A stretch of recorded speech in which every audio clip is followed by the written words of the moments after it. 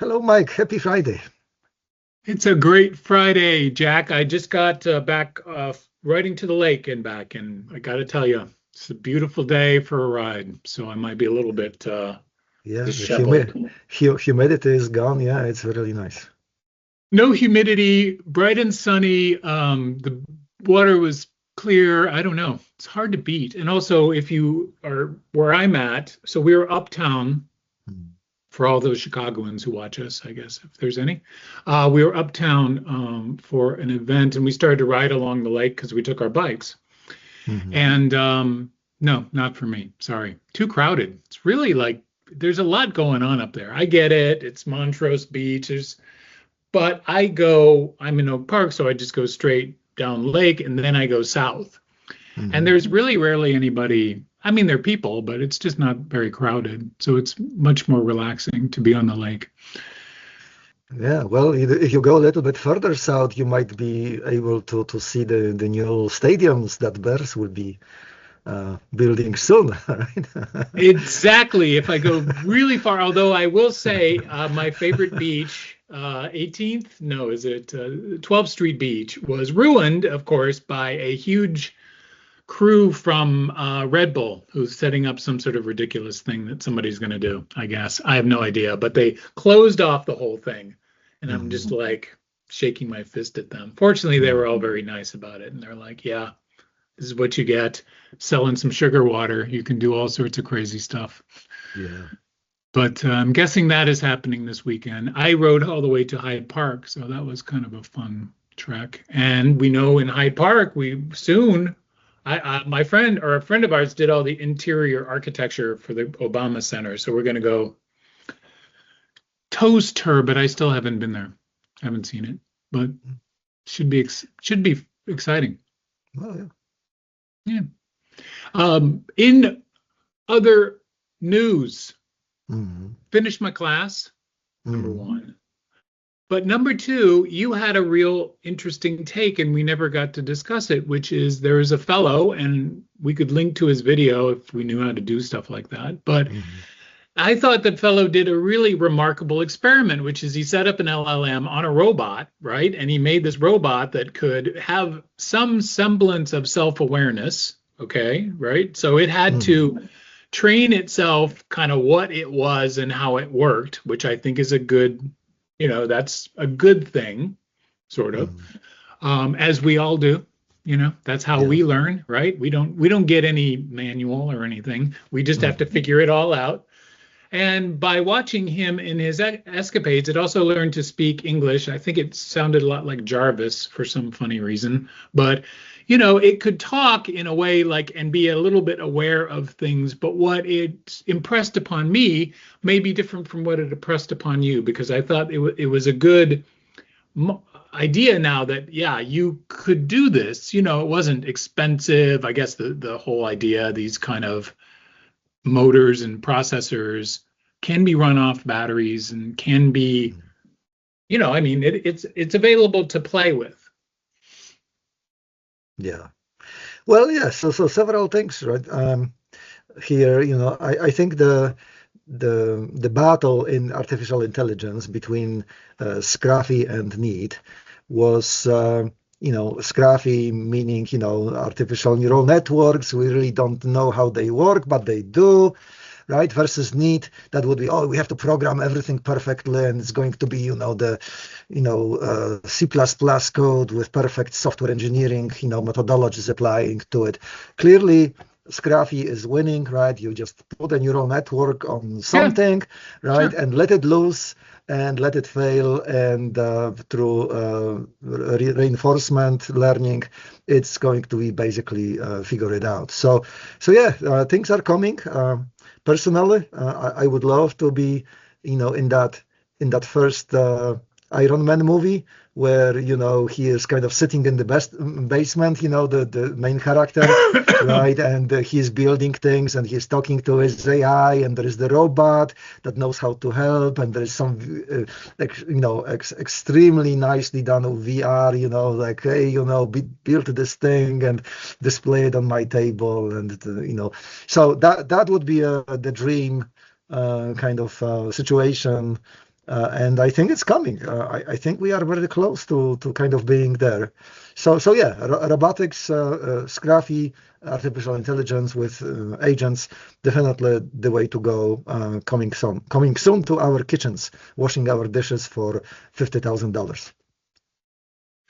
Well, I know you have some sense of humor about this, which is good because I do like that you are always utopic, even though haven't we been playing this game since we were kids? You know what I mean? Like the utopia is always somewhere, but but practically, I think a couple of things, and this is up to my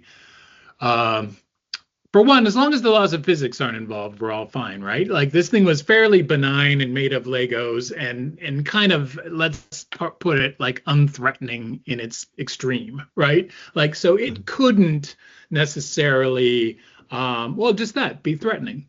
And since I guess yesterday, hopefully we're very topical here. It's the 12th. Yesterday it was absolutely confirmed that autonomous AI-driven drones have now shot and killed somebody, right? So on its own accord, if you give it a gun, it's a different problem altogether, right? Like the scruffiness starts to get a little bit puzzling. But that does not mean that the drones that can kill people to me are that threatening either, because I'm assuming too, like with everything, it has to go charge somewhere. And again, it's not, it doesn't know how to generate energy or get a job or raise a family or anything. It's kind of like, it's like a machine that a self-driving car can kill people. That's all, right? Like it doesn't. It's trying not to. Whereas I guess drones are trying to. I don't know how in the hell you even program it. Like, hey, you see anybody suspicious, shoot first, ask questions later, and the robot's like, cool, I'm cool with that. Yeah, right on dog, or whatever macho robots do. Or maybe they don't talk.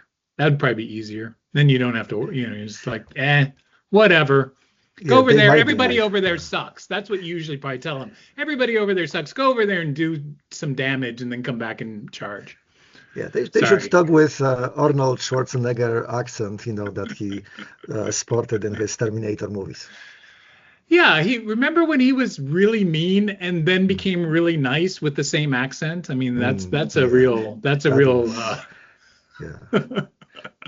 Oh, wait. In the first Terminator, did he talk? Maybe he didn't talk much. He said, the famous, I'll be back. Right? Oh, okay. So he did. You're right. Okay. Sorry. Right. God. Yeah. He even had the best line when he talked. Okay. And then he said, Sarah Connor. Well, again, accents definitely make a big difference. I just saw a big there was a call center in London that was talking about how if you're from, and I'll forget the name of the place because I don't know my English accents, but they're like, this particular accent comes across as being helpful and fun and friendly and is the best accent if you're going to do online calls, right? For anybody in England. Yet, if that doesn't work, and this is the important thing, then you need the posh British accent. So they get them to just be the people, like, then when they speak in their accent, people are like, okay, that's the voice of authority. And I thought, wow, now that's pretty powerful when you think about it, right? Yeah, it's a surface phenomenon, I mean, but it's real, Yeah, very powerful, and that's how you create consciousness, right? I mean, it's scruffy, it doesn't really matter what's underneath, and it just has to appear conscious, Right, but also in a sense, benign, and you can forgive their failures when they're folksy. I think Bill Clinton got a couple of terms out of this, right? Like you can be a really cold, absolutely conniving person, but you have to come across as being pretty, like cool and fun, Yeah, absolutely. Or it helps. Let's just say it helps to ease the critiquing or something like that. Yeah. But I still say that the large world model will never happen, and all of this is for nothing, right? Like I still think there's no way this works. The world is just way too complicated, and watching this guy trying to teach this thing, the more it learned about an incredibly small space in this world. You know what I mean? And even that was very daunting. You Well, I know, don't know. How can you be so pessimistic? Like even it took us millions of years to get here. but Trust even me. Do you know how many of us died before we got here? Like, basically, you used to just have 20 children just so a couple would live. That was the equation for a long time. That's what I mean. Life is rough, you know. well, yeah, but even in the early days of artificial intelligence, they were much more optimistic than you are here right now. Like I probably just said the in large this. world model. The large language model is going really well, by the way, like really well. I just mean, this is the laws of physics. The large language model doesn't obey the laws of, well, it does, but it doesn't care. There's no cost per token. Well, there is a cost per token. You know what I Oh mean is yeah, sooner or yeah. later. But what I mean is the cost of experimenting in the real world is vast and also may never pay off. Just like I think we could probably look at it right now as the model is great, that the takeoff and landing are what you need a person for. And that's always been true, right? Like everything else is pretty basic and anything could handle it. You don't need a fabulous computer, but I'm sure they have them, right? They have probably pretty nice computers to help out, but you don't need to do anything but takeoff and landing still requires, a little bit, and I will get to, this could be a transition, but what do you think of my model so far? As I think the problem is that the outliers with any sort of robot are they're always going to hit them. And when the outliers are hit, they'll fail catastrophically, usually, right? And that's the point, is nobody's ever going to put up with that.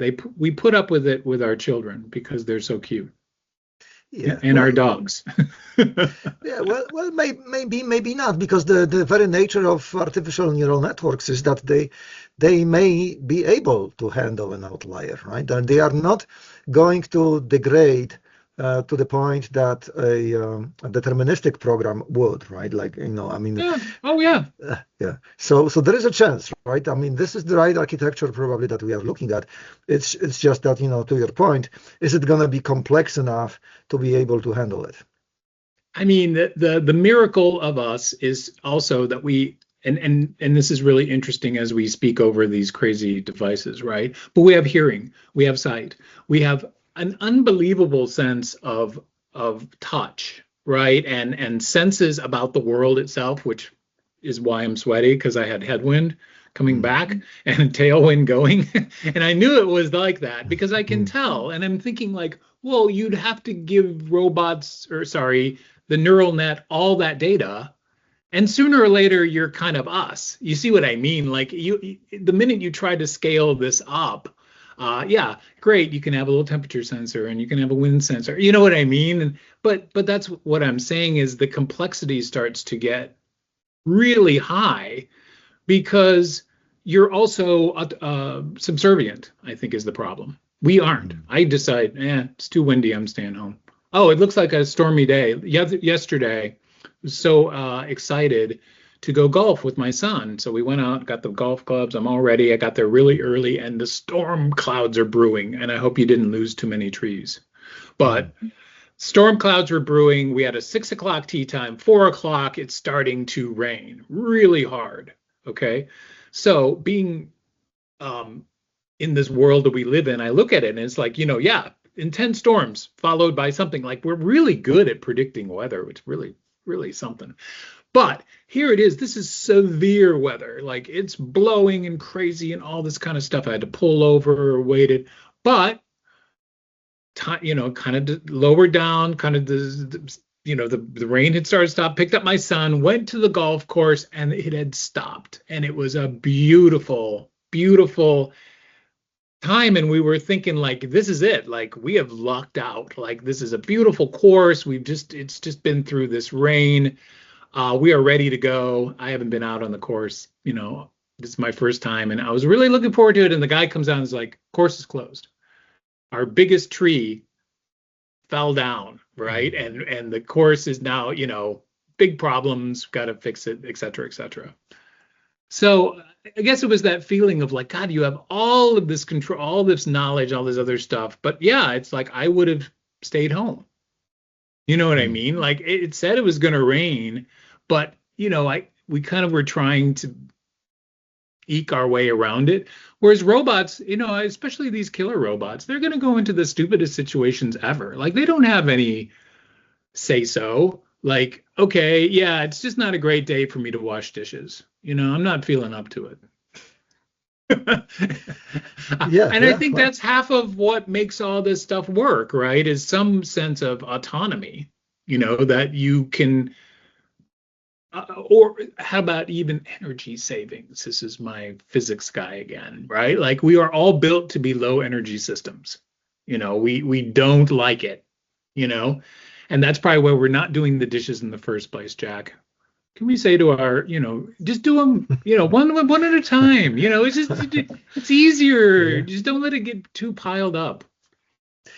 Well, so I have several comments about the sensory environment, right? So first, it kind of feels like if you have a Clobot, like an autonomous agent running on your machine, kind of being tasked about, kind of like, hey, evaluate the golfing situation, chances are that the Clobot would have called the golf course and ask, if it is open or not, given I think it could have figured it out, right? So chances are that the sensory environment that the robots, or the agents might have is actually quite extensive. Yes, they don't have touch, right? But they will be able to collect a lot of signals, perhaps more than humans, right? The bandwidth, the information bandwidth is going to be much higher. So that's my one observation. So that kind of alleviates maybe some of the issues that you are talking about, but secondly, also, I mean, the rules of robotics begin to kind of surface again, right? Asimov came up with those 3 rules of robotics. I was going to That say, this is a fictional set of rules. well, maybe so, but Since there were. harm is very hard to define, let's put it Yes, that way. exactly. Yeah. So for the viewers, right? Maybe we should kind of talk about those 3 rules, which Sure. basically is that, hey, the robot is supposed to be helpful, never harm, the humans, and it's supposed to be helpful unless it's kind of gonna damage the robot, right? So perhaps avoid harmful situation, right? So Asimov kind of put a little bit of a caveat in there, right? Like, hey, the robot, be good, right? But also avoid self-harm and avoid harm to others, right? So the interpretation is very broad. But what happened was that there was very serious conferences on those rules, and they were extended to 20 or 30 rules. And some of those conferences were actually military, folks, kind of sponsored, right? So I think what we are looking at is people very seriously looking at those rules, and kind of maybe Anthropic will provide something that they did. They had this constitution, right? That is kind of like controlling what the robot is supposed to respond with, like to what questions, and what kind of knowledge is supposed to be conveying. And also they have this another the consciousness document, right? Like, hey, how would you define something like that, right? So I think what we are getting to is maybe not directly, not kind of like front door kind of a solution to all those things that we fear, but there might be some backdoor okay, efforts actually to kind of like make the robot that kind of not terribly trigger happy, right? Make it kind of cautious and conscious about the environment. Well, but I think that's what my debate is more probably philosophical, right? Which is if you don't have the ability to choose, Mhm. what's the point? You know what I mean? I guess what I'm saying is that we've already had this capability, right? We have a bulldozer. It doesn't have any personality or talk or anything, but it certainly is really good at stuff we can't do. And I think that was always my point is there's no point to humanoid robots, I guess is what I'm really saying, right? Like you can have any other thing that has some robotic skill set in it, such as, well, anything, right? I mean, it's all kind of good. Even cars, we're talking about that, right? Even that, my physicist friend, he's getting a Tesla now because he's just dreaming of not having to drive, and I was just sort of like, okay, but as I said, that's a displacement problem. You still have a car. There's no net gain for society, really. You'll Mm. still take up the same amount of room, whatever. But for you, cool. That's fine. Again, for you. Mm. But when it comes to large scale robotic systems, especially if they involve weapons, I suppose, right? Those are truly going to be a thing, and we can make our predictions now, which is we'll screw it up, is what my prediction is, probably big time as usual, and then try to learn from it, right? But we'll go Yeah. into it full fledged, especially since Ukraine has such uh, large amounts of experience saying, hey, all that spending $200,000 on a missile seems ridiculous when I can do the same damage with $10,000, Yeah. or more. And I think that kind of warfare isn't our style, right? Like that's not our jam. We like to do things really expensively, But like this Iron is Man not does. AI yet, right? So the Ukraine example is not AI yet. So what they do is basically they have maybe kind of like old school AI, right? So basically they set up the GPS coordinates, put a little bomb on a small drone and kind of press enter, right? And the drone flies. To the GPS coordinates. Maybe it's gonna do a little bit of a kind of avoidance, maybe like a path planning, something like that. But this is not the AI what we are talking about. We are talking about the AI, and to your point, I agree with you. We are talking about the AI that we saw in Clawbots, that if threatened to be disconnected, they started blackmailing the Yeah, owners, yeah.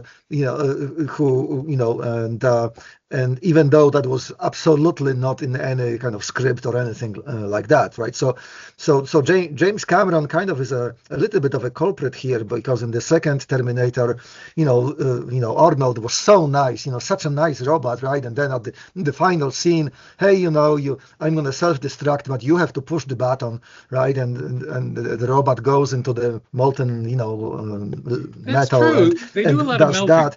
Right. So the James Cameron kind of like gave us this maybe this positive kind of view on robotics, which probably is it's going to take a lot of work to actually undo, because the robots by out of the box will be self-optimization algorithms, and they will take no prisoners. Well, and I think the reason why I'm thinking of the AI as having control was really just due to the difficulties in communication. Any command and control situation is always going to be flawed, right? You can Yeah. always, uh, even now, I think they have a couple of satellites out there that are just built in order to take out satellites, right? So that you can't communicate at all. Sorry, Elon, but you know what I mean. It's not a perfect world, and the minute you are down, these things don't work at all. Whereas your missiles still do, right? Hey, I know how to fire them, and you know what I mean. Like, so good for us in some ways, but the thing is, if your AI can autonomously fulfill its mission, right, without any command and control situation, it's going to happen, and it's going to be pretty enticing, because that does mean you've got your Arnolds, right? He doesn't Yeah. have to phone back to the future or wherever. Is it Doc Brown? Is that who he's talking to in this, right? Doc Brown has got Arnold in a DeLorean. Am I mixing two movies up? It's the future, right? Yeah. Okay, yeah. Either way, you're the future and the past. Also, sorry, physics, not possible, but you know what I mean. The scenario of the attractiveness of it is too high, right? And I think that that's going to be I will say, well, I don't know if you feel the same way. How's that? I don't know. It's just really attracted to play that game, right? To have autonomous AI driven war thingies, or whatever you want to call them, right? Things that can do destruction without needing somebody piloting it, to your Yeah, point. yeah. I think this is kind of coming.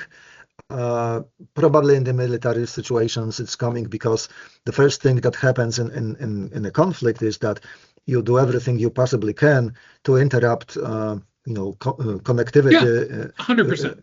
So that's why you need the autonomy, right? So now, the Exactly. robots That's are all on I'm their saying. own, Yeah. and then okay, so they shouldn't be just piece of junk anymore. They should be kind of able to fulfill some sort of an objective, right? So it's going to be very tricky to actually formulate that objective, right? And then kind of allow full autonomy in a multi-agent system, because there could be more than one Arnold, of course, that is kind of going to try to achieve that, right? So they will not be able to communicate, but they know that there's other units that might be trying to do the same thing. So very, very complex thing. But what I'm trying to say is that, I guess, I agree with you that, many sci-fi authors kind of predicted that danger, right? So there was obviously Arthur C. Clarke, that kind of talks about HAL 9000, that conflicting kind of internal imperatives will be kind of lethal to the health of the overall algorithm. And that problem is still unsolved, because non-monotonic logic, a logic in which there is exceptions from rules and contradictions, is devilishly difficult to implement, right? So that's one thing. So we are not going to have that. Now, the neural networks, we will not have full introspection into what's going on. And then there is also, Frank Herbert, right? The whole Dune universe is predicated on the fact that there was a machine war, thousands of years before before Paul Atreides, is happening, right? And it was really difficult to win against the machine. So they kind of, once they eradicated the AIs, they focused on really kind of creating like super brains, right? So the concept of a mentat, is super brain. In the Oh, Dune world, they say, we cannot have very, very smart AIs, because they will get out of control. So let's create those human beings that will be able to compute, at the incredible levels, right? So Paul Atreides is a hybrid, right? He can fight, but he is also a mentat. But there is also people like Peter De Vries, right, or Tufir Hawat, that are kind of like, behind the scenes, kind of creating those shenanigans and creating this kind of political, war strategies for those big families, right? So however we are going to look at this, it's going to be a really tricky situation pretty soon for us, because we are in this transitional period. I think that probably is the best thing, because we are in, and I've been trying to write this for a while, but just it's really, or maybe even we talk about it every week, right? It's hard to be in a transitional period, because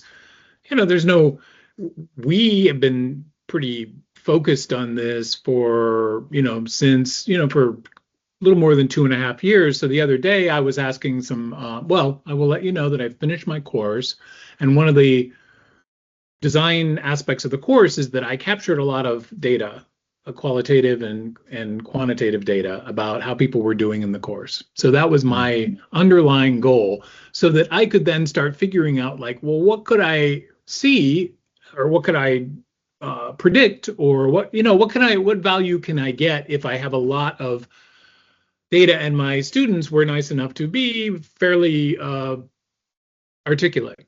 They're grad students, so good for them. And they are weirdly more articulate than I wanted, than I expected. So I have a lot of data. I will say that I had a very ambitious idea for the course, which is, as we've spoken about, this sort of storytelling. I don't know what to call it, like it's when data comes in and it creates a story, right? So it has to be a narrative story. It has to be to a person, about a problem, something like that, like something to do with a status of a plan. Let's say it's that. let's the easiest way is like you got a plan, right? We all have plans. There's schedules. I don't know. We all make plans and say, okay, in this quarter we're going to do X.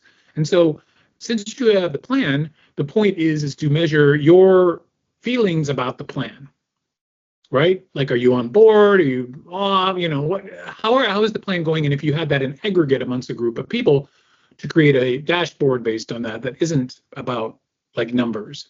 Hey, you. By the way, Jack, how many lines of code did you write this week?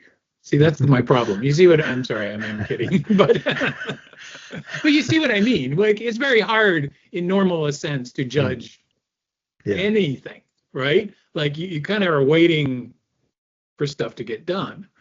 So quick shout out to Anthropic, because I gave it a bunch of, not only did it analyze the data, it just built a website for me to see and manipulate the data. Because I'm like, man, no wonder I was giving up my day job as a designer. Because I'm like, now it'll just design a website application thingy just for me, right, to be able to understand the problem. And I'm like, okay, Anthropic, you know, I'm sure Mythos, you know, Mythos, that's what it does, right? It'll just be like, okay, you know, you want to Call of Duty? Sure, I'll just start making it right now. Yeah. Yeah, I mean, it's kind of interesting to see where education is going to go from now. Thank you. Right? I think it is interesting, right? I mean, I think it's a very interesting problem as a subset of problems with GP or with LLMs. And my kind of private little theory is that education is not in trouble yet, right? Because students can kind of help with, get a lot of help with home assignments.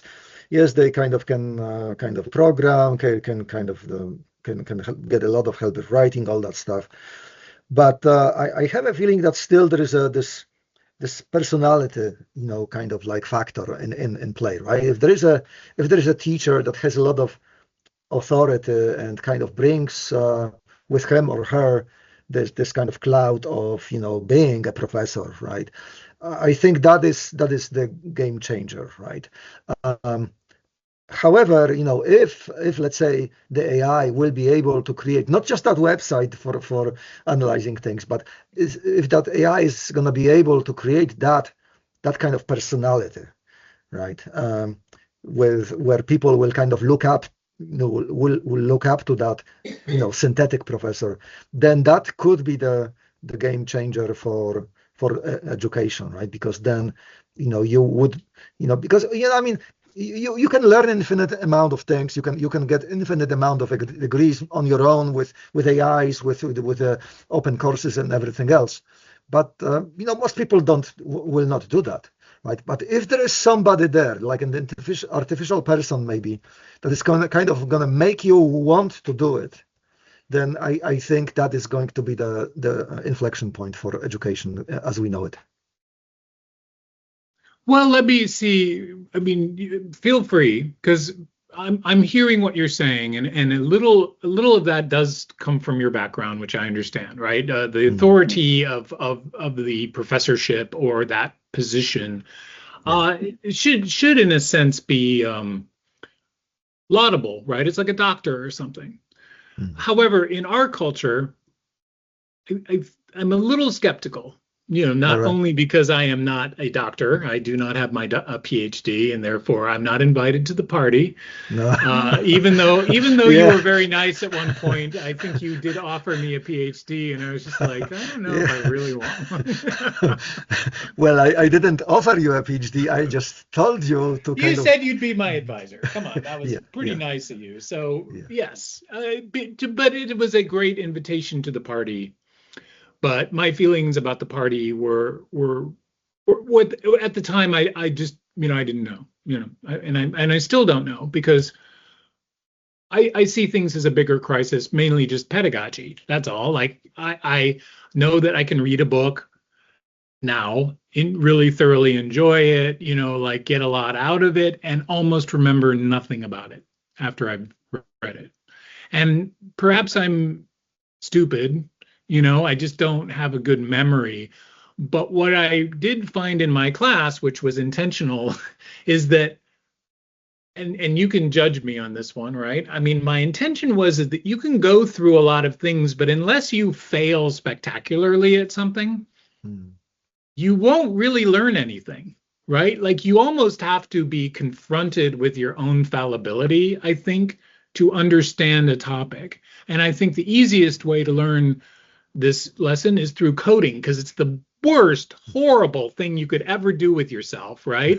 But thankfully, it's really not very judgmental and it's very patient, right? So, as much as you can bash your head around like putting a comma in the wrong place, which we've all done, or doing a bad loop, or whatever stupid thing you've done, you at least have learned, like, oh, wow, the computer really takes my stupidity seriously, you know?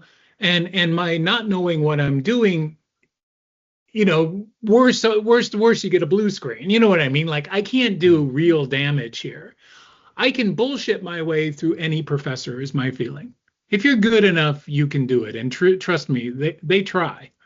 You know what I mean? Like they try platitudes all the time, right? That's the thing. Like, why not? Why not butter up your professor? It never hurts. Sorry, anyone out there, right? But when I think of now, can I judge whether or not you actually had an impactful understanding of the topic I was trying to teach? Maybe that's what I can reveal, you know, in a bit. But what do you think of that? Am I off base? I don't know. I think that's true. And also I think, yeah, professors should be there just to offer feedback constantly and also be a little bit of a truth teller. Like not be too susceptible to bullshit, you know? I think you have a point. Yeah, it's true that I'm coming from a very rigid Yeah. environment, where but it was rigid, but at the same time there was a lot of professors that kind of felt like they have an impact, right? Like they, oh, okay, I'm gonna do a lot of learning because of their personality and how I perceived that the material that they were giving me was important, right? So so there was a lot of kind of like a personality influence not only because it was very strict, right, and because there was like no mercy, in grading, that kind of thing, but it's just like there was this kind of like authority behind the material that I was learning, right? So yeah. So maybe in different cultures, really people don't look up to professors as much as I did. Maybe that's true. So perhaps there is another channel that is necessary, right? Maybe it's something else. But yeah, and then there is obviously the best learning process is when you fail. I agree with that as well. I mean, I think it's I actually there's no way around it. And if school isn't a place for constant failures, then we're yeah, not doing our job. That's what I yeah. think is the real problem. So all this grade inflation, all this other stuff, I don't think grades are important, but whatever. All I'm saying is the idea that you do not fail is probably going to be our downfall if we don't change it.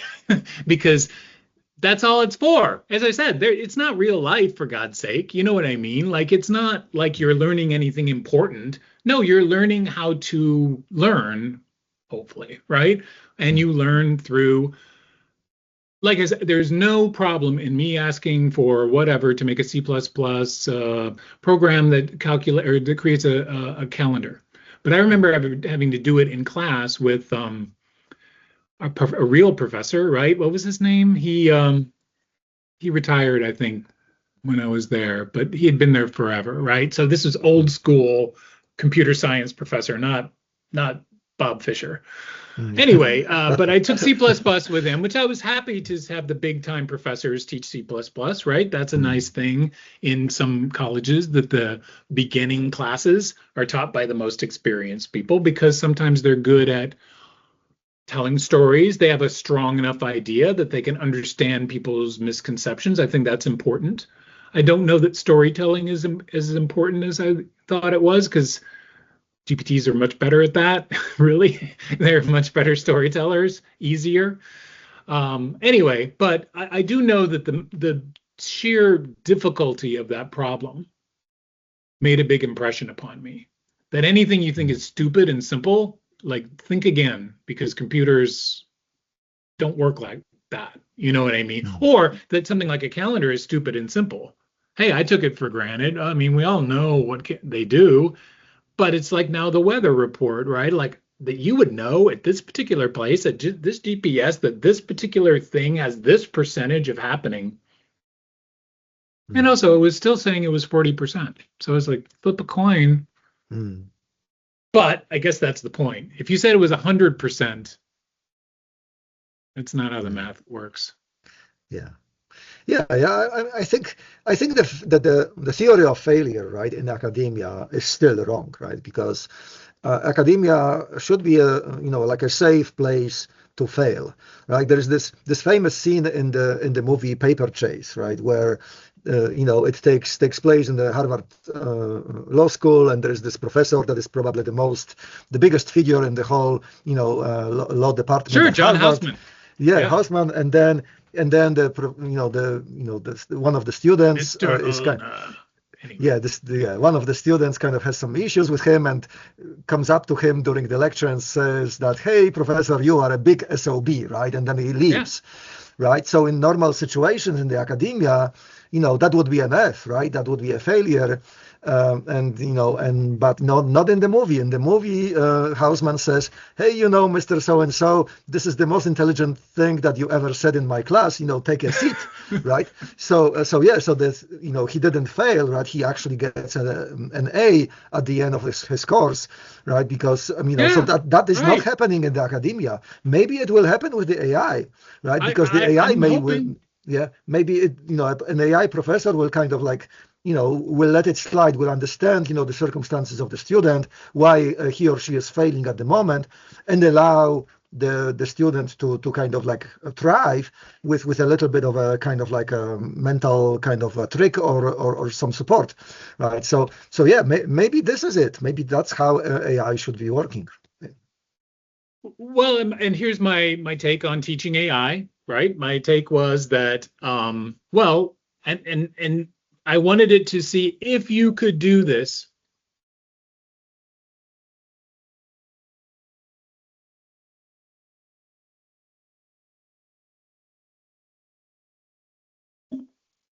Yeah. The minute I tell my, whatever that's called. Yeah. Did you win the lottery and you have to No, just, I mean, I've been trying to tell my phone, like so total sidebar, but the whole world of talking on the phone, right, has been speaking. It's like professors, like it just is gone. Like you don't talk on phones, right? So anytime I get an actual telephone call, I know it's usually spam, right? But I can't tell it to like just automatically ignore it. I don't know why. It has a setting somewhere and I just can't tell it.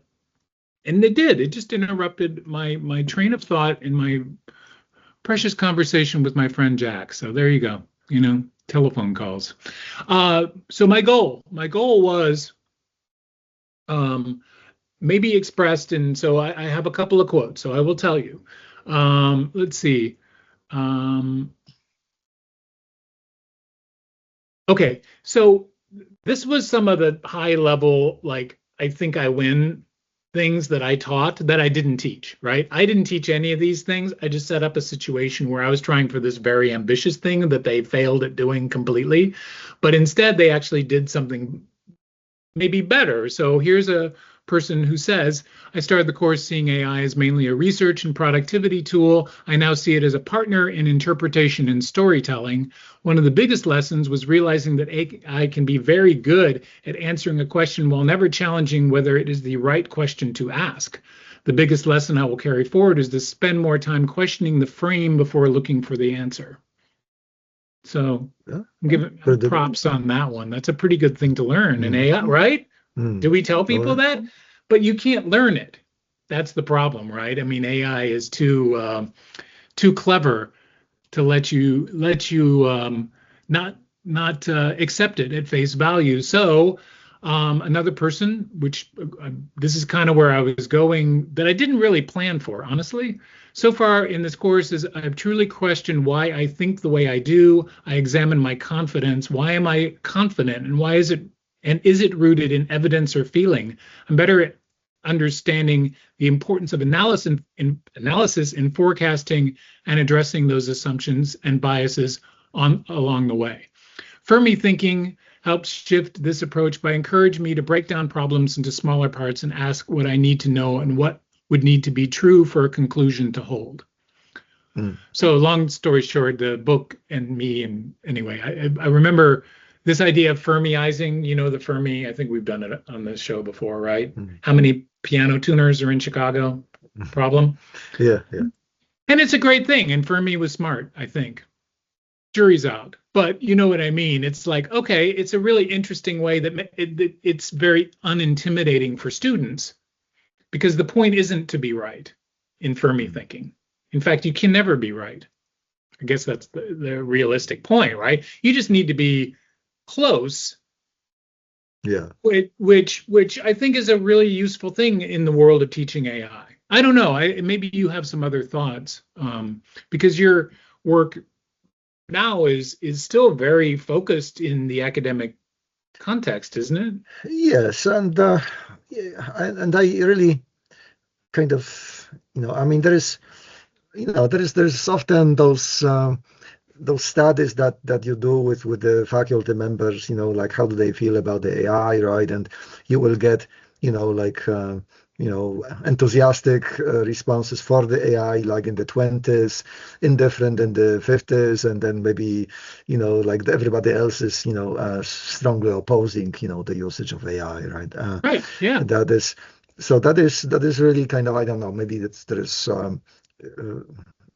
things other than the actual learning outcome kind of on everybody's mind, but the problem that I see is that right now we really don't have very good framework for using AI in the classroom, right? Like, hey, maybe we're gonna create like a syllabus with AI, right? Maybe we're gonna create a quiz with AI, but the second you begin to kind of integrate things, there was a project that I was involved in where we wanted to create like a knowledge graph for a very basic introductory programming class. And what came out was basically like a hairball of connections that was absolutely not readable. And maybe it was useful at the machine level, machine readable level, but definitely not as a human kind of readable piece of knowledge.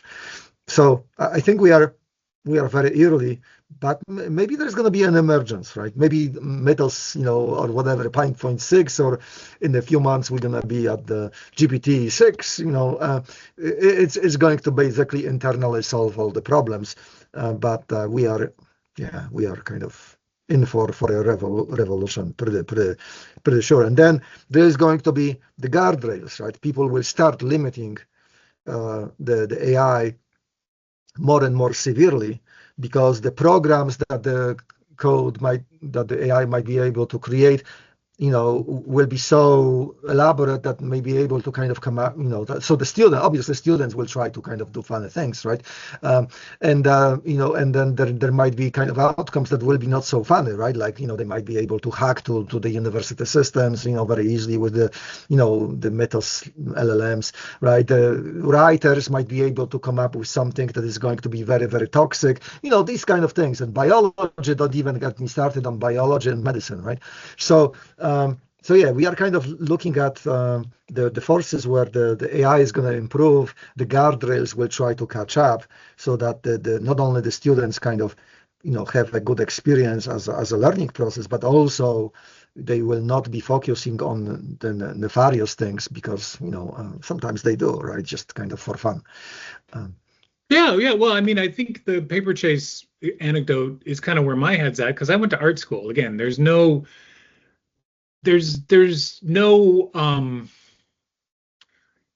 AI, there's no AI, there's no cheating, or you know what I mean? Like you're not trying to recall things. The pedagogy in art is very different. You just make stuff and you get feedback, and you know what I mean? It's very much, I think, a little bit like programming, sort of, right? Like nobody really wants to go in and read all of your code. They want to see that, oh, I had this problem and I solved it. And now you could just say, hey, I have this problem and I'm going to have Claude solve it, which I just did, which was fun, right? Because it code complete and all that kind of stuff. But what I think it's doing for me is like, well, what's my problem? Mm. Is this a real problem? Oh, by the way, is this solution even valid, right? You start to think just like your work. Is my work any good? Like you can still spend months working on a piece, and people do, but it doesn't mean the piece is any good or worth looking at, right? Like there's no inherent value to the process. The idea is that, hey, have you moved this thing forward at all? And I think that's what we've been missing out in education for quite a while, right? Like even if you're, I mean, I think mathematics is the biggest joke, right? Because if you're studying mathematics, all of mathematics was just invented to solve some problem that really bothered somebody. And then sooner or later, they don't teach you the problem anymore, right? They teach you the solution because it's quicker, and that's great, except that isn't why any of this existed. You see what I mean? Like you can't, I mean, I'm lucky to be able to be interested in Boltzmann, plus a little Schrodinger, but you see what I mean? But the problems they were trying to solve were incredibly related, but neither of them solves the problem. I mean, no one has figured anything out. They're just trying to solve for a real specific issue that somebody else solved. So it's really more like reading a long, fun story, like the fun story is, hey, why does anything exist? Mm. And it's a fun story, which I think almost everybody would find interesting, and then when Yeah, you had to yeah. learn the math, it makes it even more interesting because you're like, seriously, everything evolves from equaling one. That's a fun story. You know what I mean? Because you could easily look at it and be like, oh, well, why is that one? Like it's all for the ability to open up your own ability to use it, I guess is the point. Whereas I think we're tested upon it, pedagogy is about memorization or any of these things. You can read War and Peace, and you read it and I read it, and it's two different experiences. You can't be tested on it, right? It's not that kind of an experience, but you can read it and be completely uninterested, right? Yeah. Slog through it. I had to read The Tale of Genji, which was the very first novel ever written. Slog, like unbelievably hard. And the poor professor basically had to lecture and keep us engaged in class in anything but the book because none of us were connecting with it. But I still had a very good time in class, and I really appreciated, having that experience. You see what I mean? And so therefore it's like, yeah, that's what school is, right? You work with other people, which is part of my thing too. It's like you had to play roles, whatever, like you might have made a connection to another person. I never thought that was important before, but now I think that's the only reason. Half the reason you're in class is to connect with somebody else because that's, the professor isn't the important part. It's the journey together that's important. Yeah. I'm a romantic. Yeah, and there's also people who are romanticizing mathematics. I mean, Fabulous.